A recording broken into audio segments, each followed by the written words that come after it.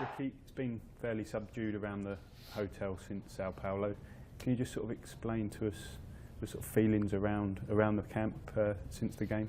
Yeah, it's a difficult scenario to be in. Obviously, everyone's disappointed about what's happened, and the fact that we've got one more game left. It's it's a hard scenario to be in, but we've got to be professional and we've got to give our best, and we've got to try and get 3 points and finish on a high against Costa Rica. It's been the best experience of my career, and it's probably been the worst experience of my career in the same time. It's always difficult being an England fan getting knocked out, but this time I've been involved, the players, being involved in the team, and yeah, like I said before, it's probably the worst moment of my career when the final also went, getting knocked out to the World Cup and being on the pitch. It was, yeah, no, it was horrible. Obviously, coming away from the game, we still had a slight glimmer of hope, but obviously Costa Rica's win over Italy has put the final nail in the coffin for us. Did you watch the game? What were your feelings when you found out the score? I didn't watch it.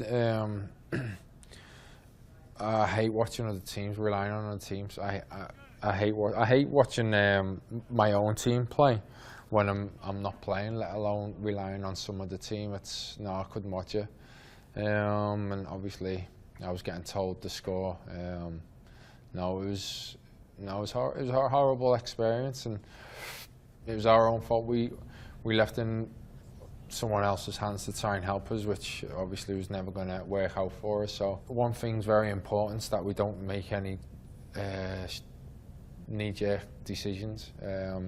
I think the setup, what we've got, and the manager who we've got in charge now is definitely the person who we need to go forward with the group of young kids who we've got coming through. I think the progression they've had in them under Roy has been amazing. So if we can keep the group together for another 2 years, it's going to be exciting. And they're going to learn about after what's just happened. And they've come into the England setup, and Roy's given them the chance, and they've thrived under it. They've done absolutely superb under them, and I thought they were superb in both of the games.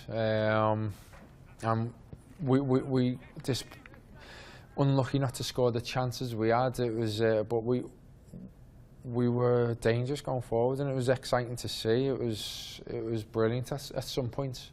So that's definitely the positives, what we'll take out of this World Cup. And how do you think the experience of being in that World Cup and such a young age for some of them will help them over the course of the next 2 years? I think that's the biggest thing. I think the preparation needs to be the same.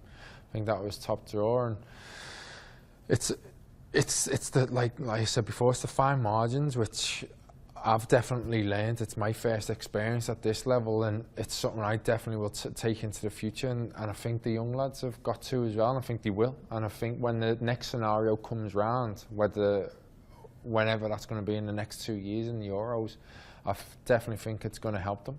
But obviously we've still got this one game left against Costa Rica, maybe another opportunity for yourself, and also it's important that we go out with a little bit of pride as well. Exactly, and the England fans, it's